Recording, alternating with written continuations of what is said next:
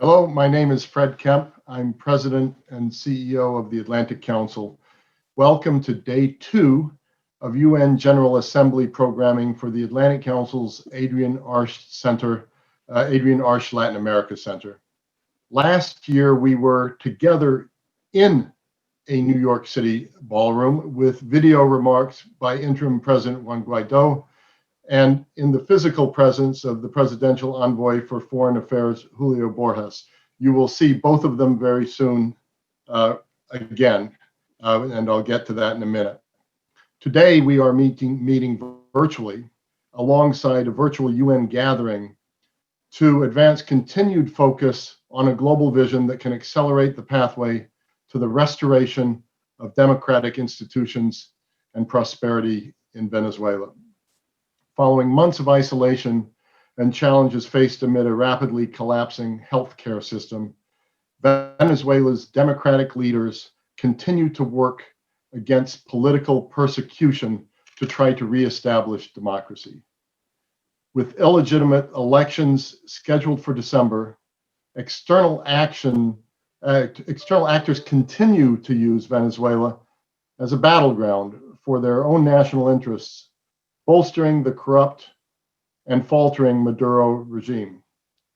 That is why democratic leaders in Venezuela need, now more than ever, the committed support from the international community to open the pathway for democratic resolution to the crisis.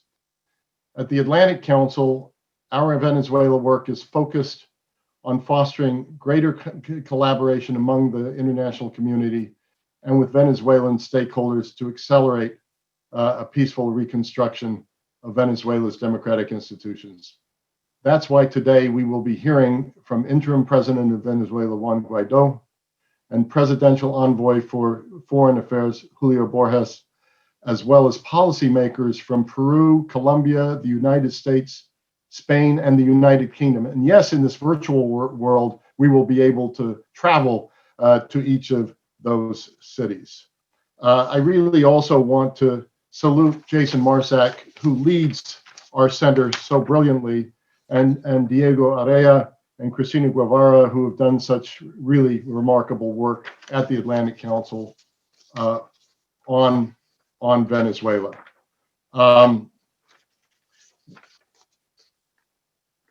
Today's conversation comes just a few days after Secretary Pompeo, who I spoke with last week at an Atlantic Council front page show, traveled to Latin America, where he announced an additional $348 million in aid for Venezuelans and called for free and fair presidential elections to replace Maduro. Mr. Interim President, thank you for your work at this crucial moment. On behalf of the Atlantic Council, we recognize and applaud you and the interim government of Venezuela for your steadfast work to move Venezuela beyond the political and humanitarian turmoil inflicted by the Maduro regime. Before we begin, be aware this conversation will be in English and it's on the record.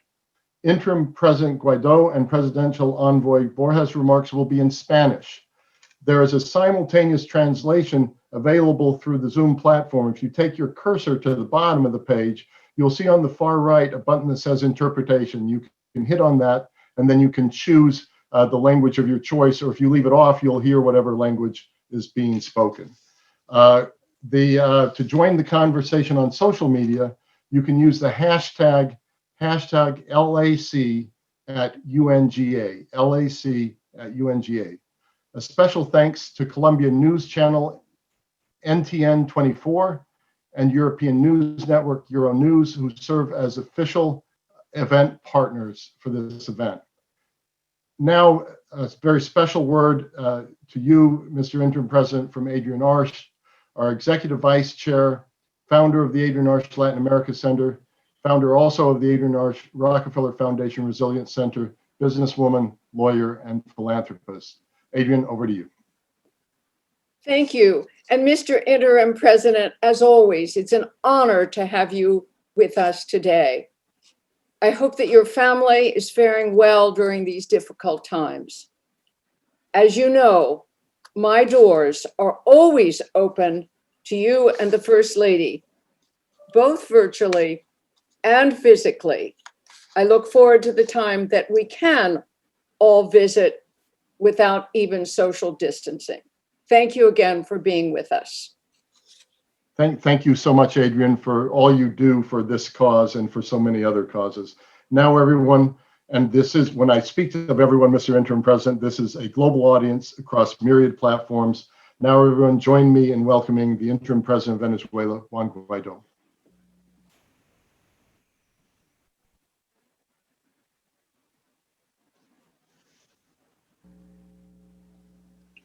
Bueno, primero, muchísimas gracias por la invitación. First, thank you so much for the invitation in the framework of the 75th UN General Assembly. Bien crítico en la situación This de is Venezuela. a critical moment for Venezuela. You know, we are experiencing a very serious emergency because of the pandemic, aggravated, of course, by persecution and crimes Hoy en Venezuela, against humanity committed by digamos, the regime. posible riesgo.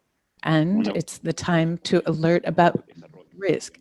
This is Alternativas para full atenderla. crisis. We've looked at alternatives for addressing this through multilateral institutions and full cooperation with the different agencies of the UN, UNHCR, UNICEF, and all of those who have made themselves available, and the regime has prevented them from operating. Digamos, alertar, denunciar sobre la crisis en Río, sino tomar We acción. wanted to say how important it is to take action Resarcir daños a to ensure justice is done, to provide redress to the victims of crimes against humanity, and to the constant violations of human rights.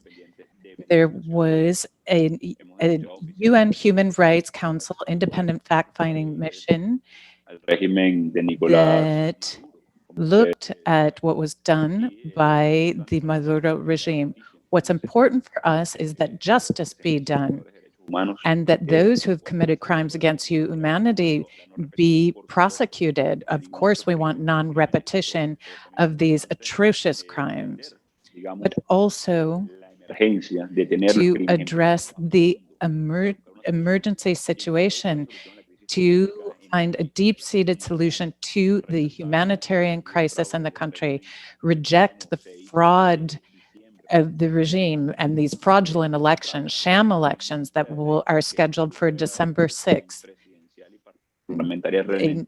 in seeking a presidential elections and a free national assembly. We want guarantees for institutions and to guarantee a process that will lead to a solution to the conflict. Today, we are fighting against a dictatorship. We're fighting against xenophobia, we could even say, especially when they are labeling as bioterrorists Venezuelans returning to Venezuela. Debemos nosotros This is what we're seeing. Poder hablar de eso, los mecanismos que tiene la comunidad We internacional. can look at the mechanisms that the international communities has to safeguard the people of Venezuela and bring justice in the case of crimes against humanity. And to present some alternatives Consulta that the ciudadana. majority wish. The public is very well aware of the crisis having to do with the pandemic Solución a la crisis política and are also seeking an end to the political crisis, Venezuela, como les decía, a través de un the one efecto that is humano recientemente ha sido underway in Venezuela right now. desgarrador. Entre- What I was talking about, this incluso como tortura, fact-finding report, they looked at thousands of victims, including pregnant women who are in the jails of the state. Es importante parte de la justicia. It is very important for justice to be done and Tardía degenera en sí to mismo raise awareness about this. de un régimen anterior. This is not about a prior regime. It's Que the first time in the history of the Americas where there is an reconocido así por acting dictator who de lesa humanidad. Eso nos tiene who que is llamar being accused directly by the international community of crimes against humanity, and who is sitting on the UN Human Rights Council, has a seat there. los venezolanos es Which, central. Es, what is most important is that the people of Venezuela, their rights be protected. recuperar sus oportunidades. People at the moment lack basic services. They are unable to live a dignified life. Many are earning En menos de $1 al mes poverty wages, some even less than $1 per month. de sobrevivir con It's- indicadores hoy de un país They're just scraping by with indicators that are similar to those of countries at war. We have presented a framework for a transition to bring in other actors to help bring an end to the conflict in Venezuela. It's also important to note previous efforts. Some of the mediation that was carried out by the Kingdom of Norway in an attempt to bring an end to the conflict, but also the construction of a majority, mobilization of the people of Venezuela, and the democratic call for their rights. What's important is this mechanism that we've been working in is constitucional. one of nonviolence. It respects the Constitution, even though, for example, when we were engaged in negotiations with the Kingdom of Norway, we had the regime murder a military officer. This was a crime against humanity. El apoyo, por And cierto, the lack of attention to the healthcare crisis, USAID has helped, and their support has been key. a lograr la What we transición cannot do is wait for a transition to have these 7 million Venezuelans in an urgent situation be helped, especially those who are in destination countries. This de must elecciones become factible el conflicto que es a través político. a process that brings a feasible way to the end of the conflict. That is the right to elect and to be elected. What the regime cannot do is disqualify people from being candidates just because they oppose them. We have seen many different political prisoners. Es el cronograma de elecciones, es elección We presidencial. also have to look at the scheduling of elections. It cannot be arbitrary. We have the National Electoral Council that has to be appointed by the National Assembly. Democrática, estoy hablando de todo. I'm talking about by all parties, not just our parties. There is the bloc of the regime, the Communist Party. Por el régimen. Many Es of them have even been persecuted by the regime. The challenge is to include the majority of Venezuelans in a transition and to present a very important la observación internacional. alternative. And then we need international observation. We need the OAS, the European Union, and the United Nations to observe the elections. Como verán, Because todo el right evento now this has been hijacked by the administration. en el proceso We're talking about the participation of all of these different political actors and stakeholders, the things that would make it a true and fair election. We have to create an opportunity for a solution. We've seen great efforts by the people. There have been protests en el estado in Miranda. Vieques, in the Miranda state, and in other Venezuelan states where people have decided to demand their rights. This combination of international pressure through existing mechanisms and to ensure that the people of Venezuela mobilize so that they can demand a transition and raise the flag for a legitimate government. This is at the heart of our people and our country. We cannot leave anyone behind. This is a very complex crisis situation that has been exacerbated by the pandemic, and we have many victims of COVID. There has been a complete breakdown of the healthcare system. In Latin America, we Es la tasa de mortalidad de have nuestras a enfermeras. very high mortality rate amongst our healthcare professionals, doctors, nurses, etc. This is a sign of the healthcare emergency.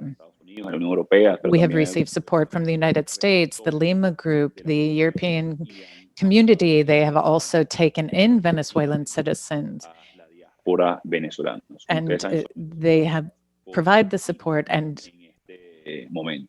La it's been movilización extremely important right now. The mobilization of the people will be part of our efforts in the coming days, and en la destrucción ambiental, to look closer at that report that from the fact-finding mission, and we will provide more information about some of the illicit activities, crimes being committed by the regime. It's including drug trafficking, some mineral trafficking, ethnocide in the Amazon region, some of our indigenous peoples. These are very important moments in the framework of the United Nations, the elections, and the decision as to what tools we need, not just rapporteurs who are there to bear witness to this and register it. We need to see as Venezuelans what actions we can take to safeguard people's lives, to rescue human dignity. And this is what we as Venezuelans are all demanding, and this is what we wanted to communicate to our friends and partners in the international community. Thank you so much for this time and for the efforts to shed light on the crisis and the alternatives that exist for Venezuela. Thank you so much, Mr. Interim President. Maduro continues to persecute the Venezuelan people. I'm Jason Marzak, Director of the Atlantic Council's Agent Orange Latin America Center. And as always, on behalf of the Atlantic Council, we extend our sincere support and solidarity. Nuestro corazón está con Venezuela. I'd like to now Our introduce hearts Julio, are with Venezuela. Presidential Envoy for Foreign Affairs within the interim government of Venezuela in January of 2019. Comisionado Borges, we welcomed you first into the Atlantic Council in your role in January of that year. And although we are not physically together today, I'd like to recognize your efforts in increasing international support favorable to accelerate a peaceful transition to democracy in Venezuela. Comisionado Borges. Thank you, Jason. Thank you very much. I'm going to talk in Spanish because I would like to be brief and also accurate. So I ask you permission to speak in Spanish. Ante todo, gracias, Presidente First Guaidó. and Gracias por foremost, sus thank you, palabras. President Guaidó. Thank you for Yo your solamente remarks. quisiera decir que I simply wanted para to mí note la reunión de that Naciones for Unidas todos me, los the años, UN meeting of the personal, General Assembly every year me toca y me golpea mucho, personally is something porque that hace 2 moves años me.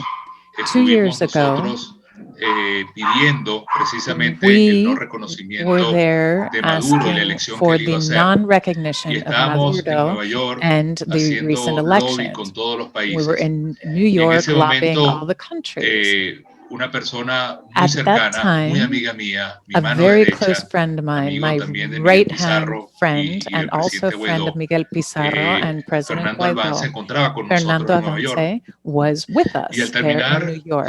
las sesiones de la UNGA, And Fernando when the volvió a Venezuela, fue UNGA detenido en el aeropuerto y session was desapareció. up, Y Fernando luego, returned to Venezuela. He disappeared at the airport, se never encontró en to la be policía seen again. política muerto Supposedly, porque se they había found suicidado. him La dead verdad es from que Fernando fue suicide in the jails brutalmente of the torturado political police. The y truth is, lo he que was se le pedía a brutally Fernando era que nos tortured, incriminara a todos nosotros and en actos terroristas they wanted Fernando para to culparnos incriminate y all para of poder us hacer más in acts expedientes of contra nosotros. terrorism so that they could Fernando, build su cases familia, sus against us. hijos Fernando, son his mis family, grandes his amigos de children toda la vida are my y para close nosotros friends and esto es have también un been homenaje throughout para my él, life. que So en I el would like marco de esa visita a to Naciones pay Unidas homage to him terminó asesinado por el régimen. because just Y because of a como visit to the Fernando, UNGA, Juan he was Requesens, diputado assassinated también by the de nuestro regime. Parlamento y amigo de todos nosotros, We had que a estuvo deputy in our preso assembly, a durante friend of all of todos ours, estos who 2 últimos has años also been y in a quien se le prison pidió for the también past que nos 2 years, inculpara en delitos de who he terrorismo de was magnitud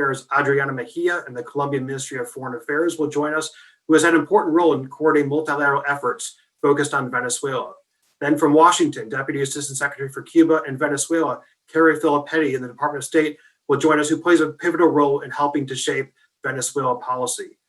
From Madrid, Rafael Garanzo, General Director for Iberoamerica and the Caribbean in the Spanish Ministry of Foreign Affairs, where he's a key voice in conversations around Venezuela's humanitarian crisis. From London, Ambassador James Doris, head of the Latin America Department and Deputy Director of the Americas in the United Kingdom Foreign and Commonwealth Office, who has also served as UK Ambassador to Peru. And from Lima, Gonzalo Guillen, the Director of Human Rights in the Peruvian Ministry of Foreign Affairs, who also leads a national refugee coalition where over 1 million Venezuelans have migrated to Peru. And our two conversation hosts, from Miami, Paola Serna, correspondent for MTN 24, and from Washington, Diego Area, Associate Director of the Adrian Arce Latin America Center, who for 2 years has led our Venezuela work. I'll come back after this 5-country tour to speak with USAID Acting Administrator John Barza, but for now, Paola, Diego, the floor is yours. Thank you very much, Jason. We are really proud to serve today as a platform to openly discuss the different perspectives within the international community around potential avenues to solve the Venezuela crisis. We will continue to facilitate these discussions to find common areas of collaboration, to stop the suffering of millions, and to foster multilateral engagement to maintain the Venezuela issue as a priority for the global agenda.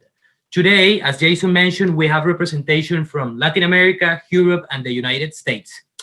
And I would like to kick off this discussion with one of our Latin America representatives from Bogota, Vice Minister Adriana Mejia. Welcome and thank you for joining us today. I would like to start by asking you about Colombia's stance on the upcoming parliamentary elections in Venezuela. Would your government recognize the elections? Do you think there is still room to achieve minimum conditions to celebrate free and fair elections in Venezuela? Thank you, Minister. Thank you very much, Diego, and thank you very much again to the Atlantic Council for convening this very auspicious meeting. Greetings from Bogota, and thank you for the question. I would like to recall a lesson that I learned very, very young from one of my elementary teachers when I was in school, and the lesson was, 2 wrongs don't make a right. We have to be very aware of where we come from regarding Venezuelan elections and legitimacy. And recall that the May 2018 elections that put Maduro in power for a new term in January 2019 were not legitimate. They were a fraud. And we are suffering currently the consequences of that fact. The consequences in the reality, in the current reality, is that more than 60 countries do not recognize the Maduro regime, and not recognizing the Maduro regime would lead logically to not recognizing the results of an election for the Legislative Assembly that should take place in December. No conditions are in place. There is no independent power to control the Maduro regime. As we all know, the Electoral Tribunal was fraudulently elected a few months ago, and there are no guarantees for free and fair elections. So in that sense, we would invite the international community to not establish a double standard and be flexible regarding a farce of elections in Venezuela the 6th of December. This would only lead to more confrontation, to more polarization, and to deepening the multidimensional crisis that is affecting not only Venezuelan citizens, but countries around the region. Thank you, Vice Minister Mejia. We're now going to Washington. Deputy Assistant Filippetti, good afternoon. We just heard from Interim President Juan Guaidó about the request that he made before the United States nation General Assembly, this activation of the responsibility to protect principle, this in order to help safeguard Venezuelans from systematic crimes against humanity. Do you think the international community is prepared to take collective actions on these directions, and what next steps should be taken to enforce this R2P principle? Sure, and thank you so much, Paolo, and thank you obviously to the Atlantic Council, to President Guaidó for being here with us. I know it's been a busy week for you, and you had such an exceptional speech at the UN, as Paolo just mentioned, and Minister Borges, thank you as well for being with us. I'm particularly pleased to be here with representatives from the region, not just Venezuela, but Colombia and Peru as well.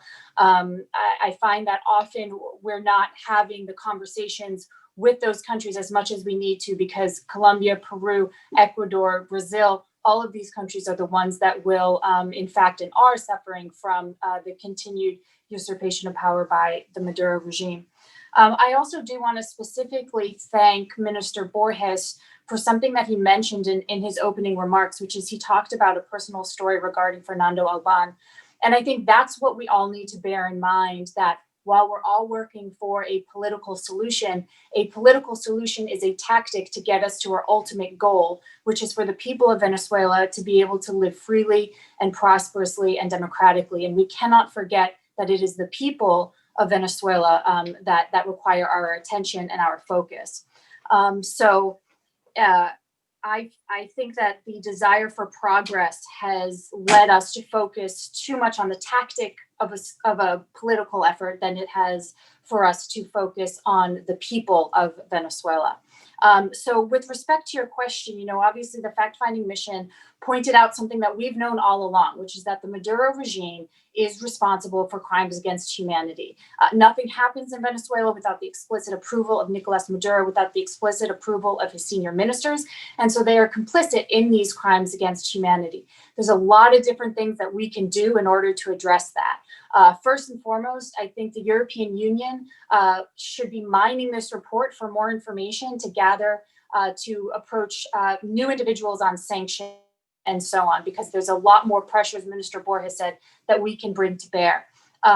Secondly, I think we need to focus on getting another mandate of the fact-finding mission. You can only imagine what will happen the more that we have access, the more information that we can be exposed to. Third, I know that there is currently an ICC case that has been opened by many regional partners against Nicolas Maduro, and I know that this fact-finding mission provides us with a lot more information on his specific crimes so that we can have real accountability. And then lastly, I think what the fact-finding mission really proves to us is something that the United States has been pushing forward all along, which is that someone who is responsible for crimes against humanity, who is constantly oppressing his people, murdering his people, usurping constitutional authority, cannot continue to be in power. He cannot oversee any election, parliamentary, presidential, or otherwise. This is something that the United States has insisted upon. Nicolas Maduro needs to leave power for us to have any chance at a free and fair election. And I worry that the international community is too focused on the legislative elections, whether we should postpone them or not. Postponement is not the solution. Negotiating with the Maduro regime is not the solution, because you do not negotiate with someone who is so focused on staying in power that he's willing to murder thousands of people to do so. So we hope that that message is really clear to our international partners, and specifically to High Representative Borrell, so that he understands these are not people who are going to hold free and fair elections. They are murderers, they are tyrants, they are terrorists, and we shouldn't be negotiating with them. So we're going to continue to pursue all of those various routes so that we can actually get to a transitional government, free and fair presidential elections, and not just repeat the same mistakes as the Vice Minister said of the May 2018 elections. Thank you, Deputy Filippetti. Now we go to London with Ambassador Dauris. Thank you for participating today, Ambassador. And I would like to ask you, with different perspectives appearing as we just hear in the international community around the upcoming elections in Venezuela, what steps can or should be taken to solidify a unified global front with respect to the pathway to restoring democracy in Venezuela? What else will the UK do to promote a democratic transition in the country? Thank you, Diego. And can I say, as previous speakers have done, it's a pleasure to be with you all. It's an honor to be with you. Thanks to the Atlantic Council for organizing this. And it's great to be sharing the stage with Interim President Guaidó and with Minister Borges. as well as with colleagues. The international community is working hard to join together, but I think we will all agree on the importance of us speaking with one voice. We saw an international statement earlier this year in August, so 2 months ago, last month, sorry, in which members of the Lima Group, the International Contact Group, the European Union and the United States all came together calling upon Venezuelans of all ideological tendencies, party affiliations, to put the interests of Venezuela ahead of other things and to come together. We see the important role that the Lima Group has in expressing a voice for the region. We see the ICG bringing together countries from Europe and from Latin America, again with one voice. So yes, absolutely, the international community is stronger, delivering a message about the need, as we've already heard, for presidential elections as well as parliamentary elections that are free and transparent and fair and credible, because this represents the best way forward for Venezuela to get it out of the multiple crises, the security crisis, the humanitarian crisis, the political crisis that it's facing at the moment. I think one of the challenges we face is that we know that the regime would like to divide the international community. We know that the regime would also like to divide the opposition in Venezuela, and it has done so successfully in the past. I think one of the things we're seeing at the moment is this division in the opposition, particularly driven by the regime's ambition to take forward elections in December, with some important opposition figures appearing to suggesting they may be prepared to take part in those elections, and others, including, of course, interim President Guaidó, insistent that they cannot take part in elections in the current environment. I think just as we need the international community to unite, so too we will be helped if the opposition parties, and there are many of them in Venezuela, identify that common ground and are able to stand together. The need for international support was illustrated when you, President Guaidó, were in London earlier this year. You met with our Prime Minister, you met with our Foreign Minister as demonstrations of our determination as the UK to support Venezuela on this path to elections, and of course as a show of support for you in your role. Thank you. Thank you, Ambassador Doris. I'd like to go to Madrid to welcome today's Spanish representation, Director Rafael Garanzo. I wanted to ask about the international contact group of which Spain is a key member. They met last week and made it clear of the lack of conditions for the celebration of free and fair elections in the country. They have expressed their concern for the worsening of this humanitarian situation in Venezuela, as well as the need for a negotiated Venezuela-led process to end this crisis and restore the democracy. What concrete actions can the group take to find solutions to end this crisis, Director? Well, hi, good afternoon from Madrid. I'm really happy to be here. And we appreciate very much these activities of the Atlantic Council, and we really enjoy being part of it. Well, what to do? What to do is precisely the questions that were discussed during the last ministerial meetings of the International Contact Group, and as well in the last ministerial meeting of the European Union foreign ministers. And in both cases, ministers decide the same, decide to prolong the mandate of the High Representative in order to continue to outreach efforts to see if it is possible to establish conditions for free, credible, transparent, and fair legislative and presidential elections. It is a mandate from ministers, but as well it is a mandate High Representative as well as the Spanish Foreign Minister. They have been in contact with the opposition, and as well they express what they consider to be the requirement for these elections. So in this line, the High Representative, the European Union, has announced that a technical mission is arriving, I don't know, maybe it has already arrived to Caracas. The purpose is to find if it is possible to reach an agreement on better electoral conditions and electoral calendar. In this case, the electoral mission is going to meet with representatives of the regime, as well as different opposition groups, members of the academia, church, and the private sector. Once we know the result of this technical mission, we will be in condition about what chances are for modifying the status quo and going for electoral process. So we are in a time of wait and see. Let's hope that, that the result will be positive. As for the humanitarian conditions, months ago, I had to say that Spain, in agreement with and in collaboration with the European, with the International Organization for Migration and United Nations for Refugees, organized a donors conference precisely for the attend the necessities of the migration population in neighboring countries. I think it was really a success, and now we really need to go to give the next steps. It is to implement the compromise that were confirmed at this conference. Thank you. Thank you, Director Garranzo. I truly believe that Spain will have a key role in the reconstruction of Venezuela after a transition takes place. So thank you for your words and your participation today.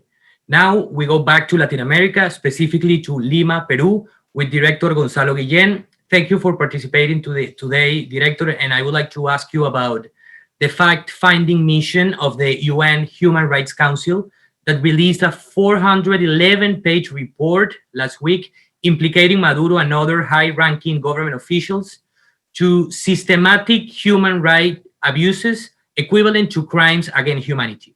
With the release of this report, what sort of international measures can be exerted over the Maduro regime? Thank you, Director. Thank you very much, Diego. It's a pleasure to be here. First and foremost, let me tell that Peru disavows the use of force as a possible measure to resolve the crisis in Venezuela.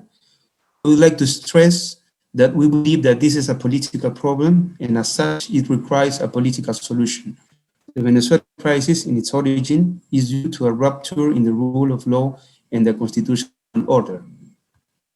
One option that exists and has already been exercised is that of the International Criminal Court. Peru, alongside Argentina, Canada, Chile, Colombia, and Paraguay, by virtue of Article 14 of the Rome Statute, presented a request for an investigation to the ICC prosecutor.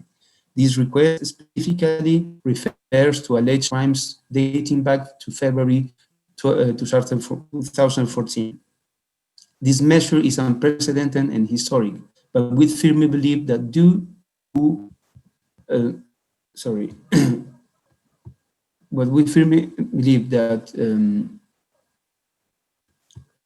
due to the gravity of the situation, very much needed. The protection of the human dignity and human rights of our Venezuelan brothers represents a greater interest needs to be served. Another measure taken is to present a fact-finding mission report to the ICC to supplement our investigation requests with this important information. As Special Envoy Borges mentioned, this is very important to renew the fact-finding mission, which is now on conversation. The resolution is in conversations in the Human Rights Council, and Peru is supporting very strongly this resolution.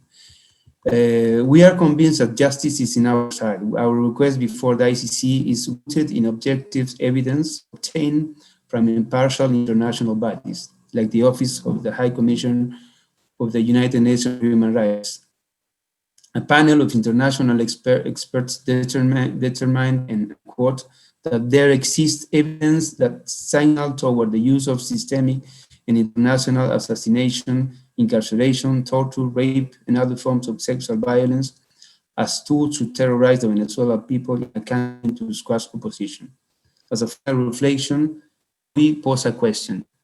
Have the sanctions of Maduro's regime done more damage than good? Have they been effective agents of change, or have they aided in coalescing support for the regime? It is undeniable that a solution to this crisis needs to be forged by the Venezuelan people themselves. As coordinator of the Lima Group, the host country of almost 1 million Venezuelans and a leading country in the adoption of the Inter-American Democratic Charter, Peru is always ready to support the efforts led by the Venezuelan people themselves. Thank you very much, Diego. Thank you, Director Guillen. Still in Latin America, I'm going back to Bogota to ask you, Vice Minister Mejia. During his trip to the region last week, U.S. Secretary of State Mike Pompeo thanked President Duque for his stance against the Maduro's regime's transgressional drug operations, and the president Duque was he showed the commitment to continue the assistance to help the fight to this drug trafficking. The Adrian Art Latin American Center recently launched new findings on Maduro's illicit activities that spotlights the regime's close affiliation with known state irregular actors.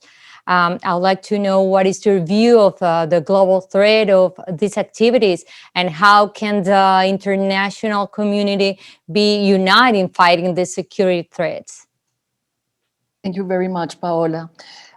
Yes, the Maduro regime is not only a threat to Venezuelan citizens, but also it poses a great risk to stability, peace, and security in the region. It has been thoroughly documented, not only in this report that you just mentioned, but also through criminal investigations undergoing in U.S. Courts, as well as in Colombia's General Attorney's Office and by other intelligence agencies, that the Maduro regime is closely related to international organized crime, undergoing not only narco-trafficking activities, but many other sources of exploitation of criminal economies, such as illegal mining and the ecocide that this produces in the mineral arc of Venezuela. We, as a country with a 2,200 kilometer long border, are really worried of these very close relationships between international organized crime, illegal organized groups in Colombia, which commit terrorist activities on a permanent basis, and the Maduro regime.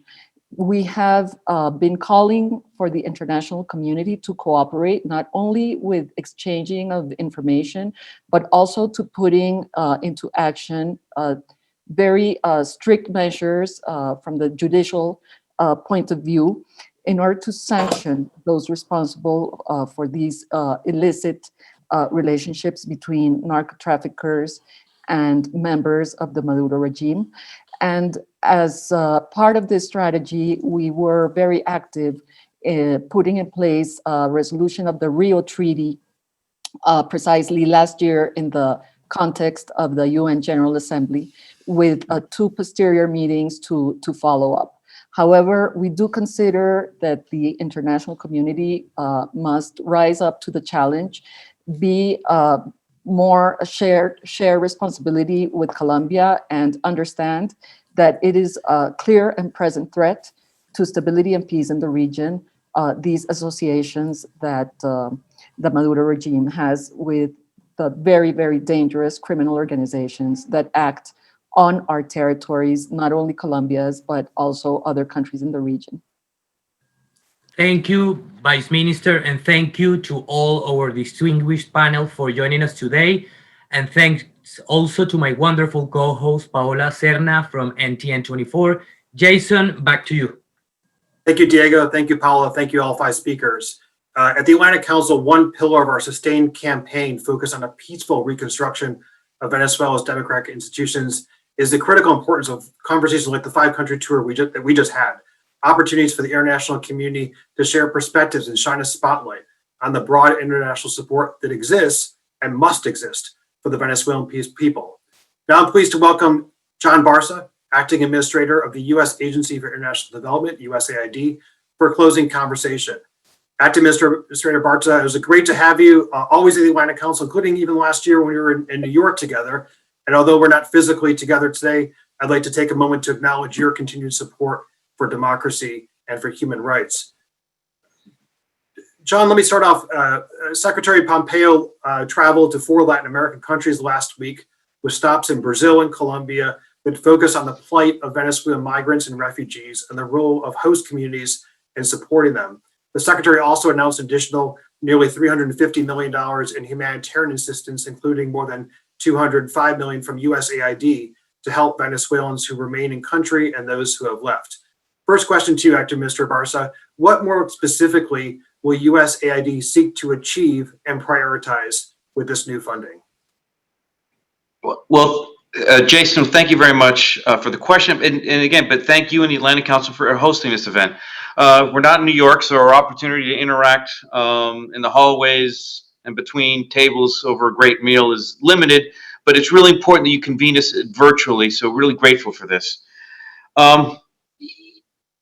It needs to be known and cited, and the United States is leading the world in terms of humanitarian assistance to the needs inside and outside of Venezuela. To date, the U.S. has pledged more than $1.2 billion.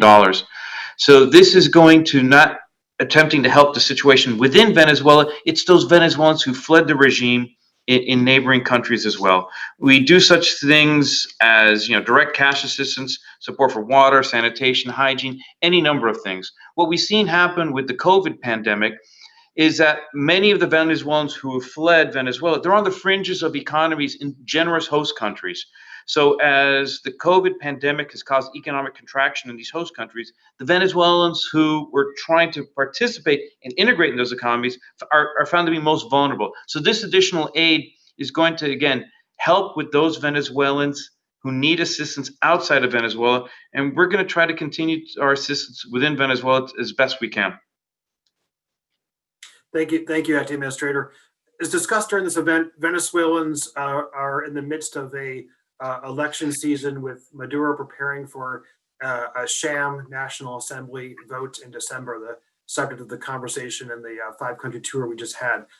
Looking to 2021, the situation in Venezuela is potentially on target for an even further, if we can even imagine this, a further accelerated downward spiral. Question for you, looking ahead, how do you envision USAID assistance adapting given the increasingly precarious situation that Venezuelans are and also will face looking ahead? I think what we have to do, first of all, is assess where things really are. So everybody keeps citing the report. I don't know if people have seen this is the actual report listing the crimes against humanity. It's not a thin report. There are case after case listed in here: rape, torture, false imprisonment. The entity, the regime that did all of this is calling for the sham elections. So I know it's election season, but what credibility does the Maduro regime that does all this, these crimes against humanity, how much credence are we going to give to a call for elections? Does anybody seriously think that these elections are going to be fair, representative, or give the Venezuelans people a true voice in electing their leadership? So I think the civilized world needs to join together.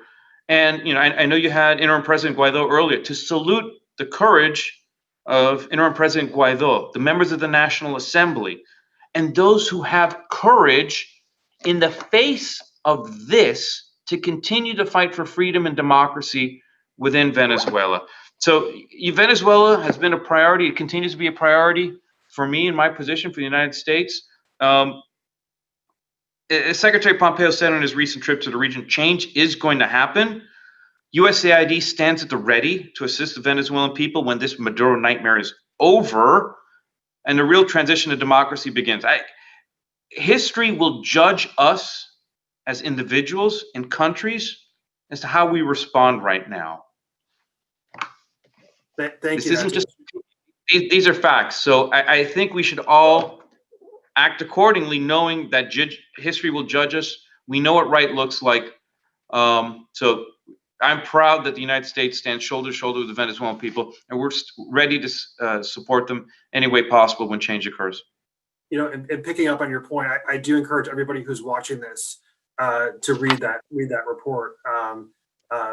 I've read it. It's heart wrenching, frankly, to listen, read case after case after case of persecution by the Maduro regime. So thanks for having that there next to you.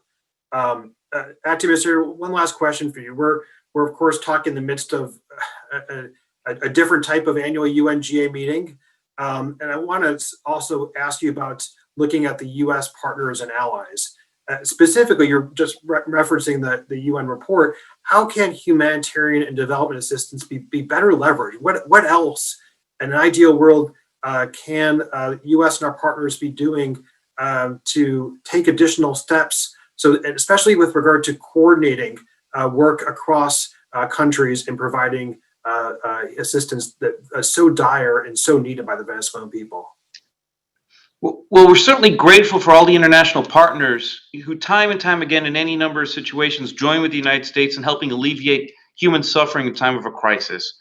So certainly when we're all responding to a hurricane, an earthquake, or a volcano, I mean, our assistance, goes to help the people in need. But this situation right now, the root cause of this suffering is not an act of nature. We cannot forget that the root cause of all this suffering is the Maduro regime. So we have to realize, there's the root causes and the symptoms. So the symptoms, the suffering, we are trying to do what we can. We wish we were able to get humanitarian aid into Venezuela at the scale necessary to meet the level of suffering. So we certainly support, we work with international NGOs to ensure the fair, equitable distribution of humanitarian assistance. The global community must more to help Colombia, Peru, Brazil, others in the host communities who are terribly generous, and they have a heavy burden themselves. Secretary Pompeo's trip last week was a strong signal that the United States understands and appreciates these efforts by regional partners, and we stand in solidarity with them. So we certainly hope that the international community will increase its commitment to Venezuela and the region. And words are great, but it's action that we need. So we really appreciate that. And again, history will judge us. The call for action is now. The suffering is taking place right now. So we hope the international community can join us and try to help alleviate the suffering. Thank you very much, Acting Administrator. I was looking as well at the Q&A, and a number of folks were very positively responding to you highlighting the UN report that just came out. And I think, as well as you say, in the midst of this of a global pandemic, this is why we're having this conversation as well today, that we need to be reaffirming at a time of great suffering around the world, also the world's commitment to Venezuela and the world's commitment to the Venezuelan people. We can't forget that, because as you say, if we do, history will judge us. I want to thank you again, Acting Administrator Barca, for joining us today. Thank you so much for your time. Interim President Guaidó, Presidential Envoy Julio Borges, our 5 speakers from across the world, as well as Diego Area, my colleague who leads our Venezuela work, Cristina Guevara, who helped put this event together, Paula Serna from NTN 24. Thank you to NTN and Euronews for the partnership. And again, please stay tuned to the Atlantic Council, the Adrian Arce Latin America Center, for continued work to try to accelerate a peaceful reconstruction of democratic institutions in Venezuela. Again, thank you all for joining us today.